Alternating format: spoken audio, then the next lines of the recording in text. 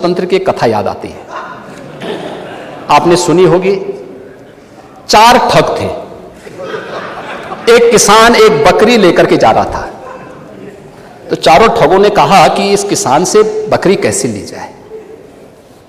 तो हो सकता है कि उनको थोड़ा लोक लाज रही हो, तो उन्होंने कहा चलो छीन तो नहीं सब पाएंगे, तो एक काम करते हैं, चारों अलग अलग जगह खड़े हो जाते हैं और अलग जगह खड़े होकर के हम लोग ये बोलें कि भाई ये कुत्ते का बच्चा कहां लेके जा रहा है।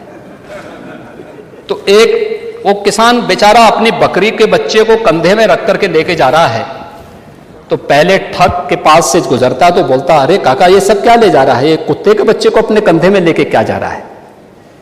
किसान बोलता, अरे धूर्त कहीं के, ये कुत्ते का बच्चा नहीं बकरी का बच्चा है। वो हंसते हुए चुप हो जाता है। आगे अगले चौराहे पे जाता दूसरा ठग, अरे काका ये तो कुत्ते का बच्चा आप कहां लेके जा रहे हैं। वो बोलता है, उसको भी डांटता, अरे पागल हो गए क्या, अरे कुत्ते का बच्चा नहीं बकरी का बच्चा है। अगले आगे बढ़ता है, फिर तीसरा ठग मिल जाता है, वह भी फिर यही बात उसको बोलता है। चौथे ठग ने भी कहा तो किसान को विश्वास हो गया, उसको लगा कि भोला भाला किसान, अन्नदाता किसान, मेहनती किसान, उसको विश्वास हो गया यार एक व्यक्ति झूठ बोलेगा, लगता है कि मेरी दृष्टि दोष ही मुझे हो गया है, लगता है ये कुत्ते का बच्चा ही है, उसने फेंक दिया उसको। चारों ठगों का काम पूरा हो गया और चुनाव में खटाखट 1 लाख का बॉन्ड, 1 लाख का बॉन्ड कहां गया, कहां गया 1 लाख का बॉन्ड, 1 लाख का बॉन्ड। और मैं इसीलिए कह रहा हूं, शिवपाल जी भाग गए यहां से, लेकिन मैं कह सकता हूं खटाखट नहीं, 27 में सपा चट के लिए तैयारी रही,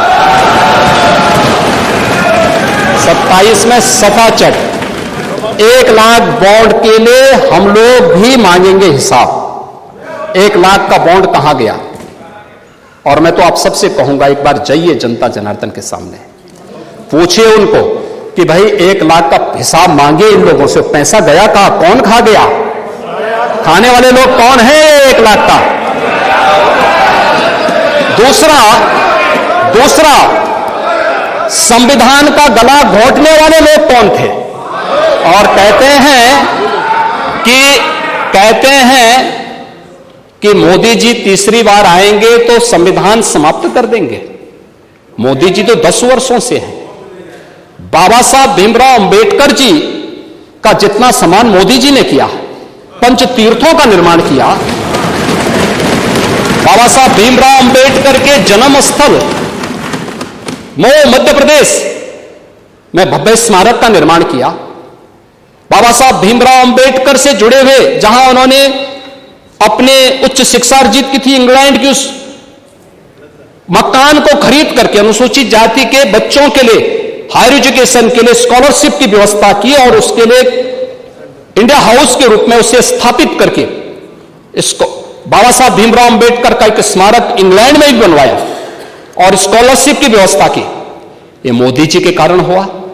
बाबा साहब भीमराव अंबेडकर ने अपना सार्वजनिक जीवन दिल्ली के अंदर जिस मकान में रह के किया था, उससे बाबा साहब भीमराव अंबेडकर का स्मारक बनाने का काम मोदी जी ने किया। बाबा साहब भीमराव अंबेडकर ने सामाजिक व्यवस्था के खिलाफ बौद्ध धर्म यानी दीक्षा जहां नागपुर में जिस स्थल पर ली थी, उसे भव्य स्मारक बनाने का काम मोदी जी ने किया। बाबा साहब भीमराव अंबेडकर की चैत्य भूमि मुंबई को भव्य स्मारक के रूप में स्थापित करने का काम मोदी जी ने और भारतीय जनता पार्टी की महाराष्ट्र की सरकार ने किया।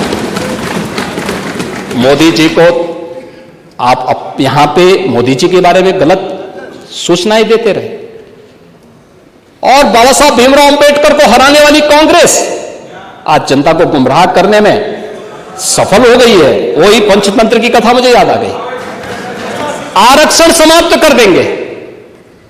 आरक्षण, मैंने तो आपके सामने एक झलक प्रस्तुत की। आपके समय ओबीसी के जितने छात्रों की, समाजवादी पार्टी के समय जितने भी नियुक्तियां हुई हैं, 27% भी उसमें आरक्षण नहीं मिला है।